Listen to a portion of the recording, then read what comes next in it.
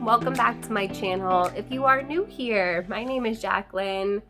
This is part of my jungle. I hope you like our little Christmas decorations. I don't have a lot. I'm still accumulating them, but I put them up. They're cute. I really like our little Merry Christmas garland thingy. Anyway, hi. Today's video is one that I'm pretty excited about because I did this last year around the same time and you guys loved it. So if you are newer to my channel and you didn't see that one, I will link it for you if you want to check it out. But essentially it was just like, here are the plants that were rare or uncommon or expensive, hard to find, that are now essentially being mass produced, and the prices are coming way down, and you're probably going to start seeing them in your big box stores and in your nurseries next year if you aren't seeing them already. So a lot of people really found this helpful when it came to knowing what plants to purchase and what plants to hold off on, because there's an opportunity to actually be able to buy one in person for a cheaper price as opposed to getting it on the internet, where sometimes people are like, yay, new rare plant, and like charge hundreds of dollars for it, and then you go to the nursery and it's like 30 bucks. So nobody ever likes that. So here is the list that I compiled for you guys that I have noticed, plants that used to be hard to find or considered rare that are now probably going to be considered common, and you're going to find them in the big box store, some of them at least. So let's get into it. So the first one that I have on my list is a group of plants, and I am going to be doing this kind of with a couple of them, and that is the pink princess, the white princess, the white knight, and the white wizard. These are all different variations of the same type of philodendron, and I feel like it's a no-brainer that the pink princess is not really considered a rare plant anymore, but it's even gone as far as like people finding it in Home Depot. So it's definitely what I would consider a common plant now, if you're able to just walk up in any shop and they have it. So I do still see a lot of shops selling them for like over $100, and yeah, you shouldn't pay that much like at all for a pink princess. And the white princess is the same thing. I mean, earlier this year they were going for over $100, and now I see them going for $40, $50. So they're really, really easy to grow. I have reason to believe that the growers are growing them already, and that if you're not seeing them in your nurseries yet, that you will be very, very soon. So if you've been wanting one of these, definitely be patient and wait for just the right one, because the variegation matters. The genetics on these plants actually matter. I did a video recently talking about my philodendron pink princess, and everybody was like, oh my goodness, it's so pink. How do I get it to be more pink? And honestly, there is no trick to getting it to be more pink. It's pretty much up to the genetics of the plant.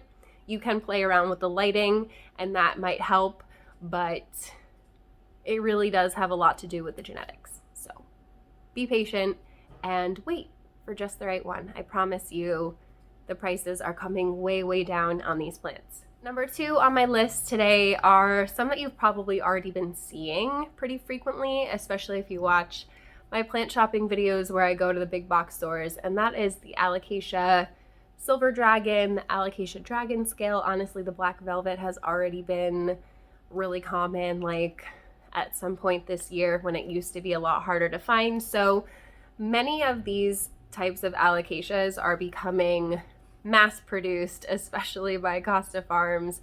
I don't know what they do to their Alocasias over there either. They're huge. Like the leaves are massive, but definitely wait, because my first silver dragon was like $80, and it was this little baby, and it was not that long ago. So if you've been looking for one of these jewel Alocasias, definitely be patient. They are coming. You should not be paying more than $20 for a black velvet at this point in time. And hopefully that's going to be the case for a lot of other really, really gorgeous jewel Alocasias. Like, I wouldn't be mad about Alocasia aslanii and stuff like that, and the cuprea being in the big box stores because they're gorgeous plants. Number 3 on my list are Syngoniums. So there's a couple in this category. I just recently showed you guys a Syngonium wendlandii that I got at Lowe's. Like a huge basket that I picked up at Lowe's. You guys, this used to be a plant that you had to import to even get it. Like nobody had it. So it's kind of crazy that I got it for $14.98 at Lowe's. I haven't seen any pop up since, but let me tell you, these grow like crazy, and there's absolutely no reason why you should be paying a bunch of money for one of these plants. So if you've been looking for it, definitely wait. And that's the same for the Syngonium albo, as well as the Erythrostema, I think. It's the one with the dark leaves and the maroon colored backs. I have been seeing those pop up in the nurseries, which means the growers are growing them. Because again, Syngoniums grow like weeds. So I don't really understand the concept of a rare Syngonium, to be completely honest with you. I have one that I paid a lot of money for, but it's weird to me because they do grow really, really quickly. So it's like, are you just paying for the hype? I'm pretty sure I just paid for the hype on that one. So definitely wait. I've actually even been seeing the prices on the tricolor come down, which is the one I'm talking about that I paid a lot of money for. So definitely patience is key when it comes to plant collecting, in my opinion, because what happens is you have a plant like the Philodendron Summer Glory, for example, a really, really easy growing, easy going hybrid philodendron. But when it first hit the market, people were charging crazy prices. I remember the prices being all over the place. Some were in the hundreds, some were like 50, some were even less than that. And I'm like, can we figure out the value of this plant, you guys? Don't fall for the gimmick of like it's new and it's rare. Give it some time, because I see them in the store for like 30 bucks for a big, beautiful plant of the Philodendron Summer Glory. So don't pay for the hype of a plant, you guys. The only way that I will pay a lot of money for a plant is if it's a very large specimen, or if I know that that plant is going to stay hard to get because maybe it's not being grown yet here in America, or maybe it's a really slow grower, maybe it's hard to propagate. There's lots of reasons why a plant can be hard to find. But yeah. Number 4 probably seems obvious, but I had to put it on here because the variegated string of hearts is not even close to being the rare plant that it was like a year or two ago. I remember when it was so hard to find these, and now I see like massive hanging baskets of it for like 20 bucks. So I want to say the same thing is happening to the Summer Glory, which is literally just the silver, or the Silver Glory. I said Summer Glory. It's a philodendron.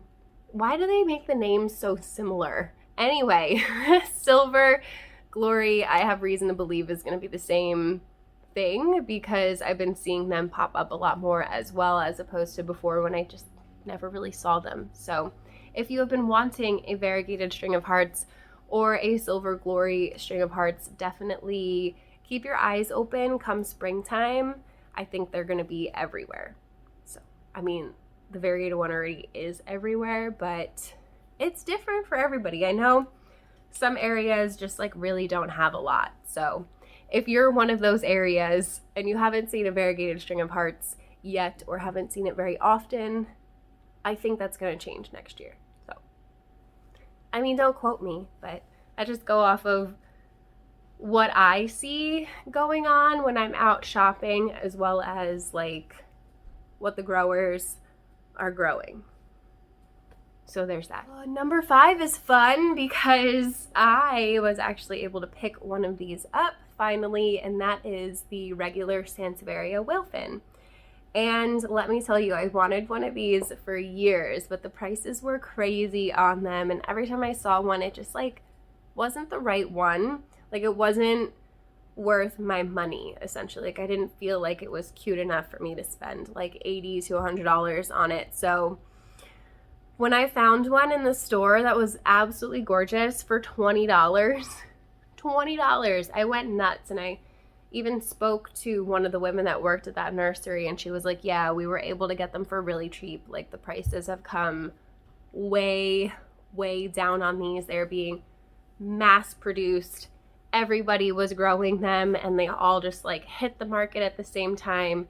And they're really cheap now. So what used to be considered like a rare Sansevieria is now quite common, actually. So hopefully the same will be for the variegated one. I still have like one up in my shop if you're looking for one, but they're babies. So there's that. Number 6 is fun because I love it. And it is the Philodendron billietiae. It's just Billy.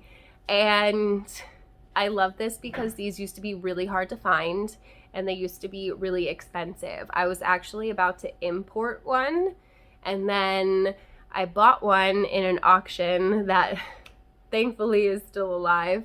And then I happened to find a few more in a nursery for like $32 each, which is insane. And I was talking to a friend of mine, and she just happens to also own a shop and let me know that they are indeed being mass grown by a grower in New York. So I don't know if other growers are growing them right now, but I don't see why not. A lot of people tend to follow the same trends when it comes to plants. So if you've been looking for a Philodendron Billy, you are probably going to find one next year. Like, they're so easy to find now that it makes me really happy, because I think everybody should have one. It's probably one of my favorite plants, like, period. So, and then in this Philodendron category, I did want to also throw in the Painted Lady, because this one also used to be a lot harder to find. And if you did find it, it was pretty pricey, but I've been seeing them pop up pretty much at every plant shop that I go to for like $30 or less, depending on the size of the plant. And I think these are a super underrated philodendron. I didn't really like it that much until I saw it in person, and I was like, oh wow, you're pretty. And I definitely see them pop up a lot. So if you've been looking for a Billy or a Painted Lady, next year is probably your year to find those for a really good price. Number 7 is the Philodendron Heartleaf Variegated. So I would still consider this an uncommon plant, but it is so easy to grow that I have reason to believe that it's just gonna be everywhere at some point next year, because it is such a gorgeous plant. But again, it's just a heartleaf philodendron, and it's really easy to grow. So I have no reason to believe that it's not going to be a very popular house plant. I can see that being a plant that years from now people have in their collection, like alongside their pothos, and just considering it on the same level and just as common. And just a heartleaf philodendron, you know? Like, it's not that complicated. Plus, it's beautiful. I love it. Mine's a baby, but I really genuinely do hope, I don't know, I haven't seen anybody growing it, so I can't say, but I have been seeing it pop up more in like the rare plant shops for a good price. And I don't know, I really do believe that we're going to be seeing it in a lot more people's collections next year. So I couldn't make a video without talking about a couple of Hoyas. I feel like there are so many Hoya that used to be expensive or considered rare that are really common now, but I just picked a couple of my favorites.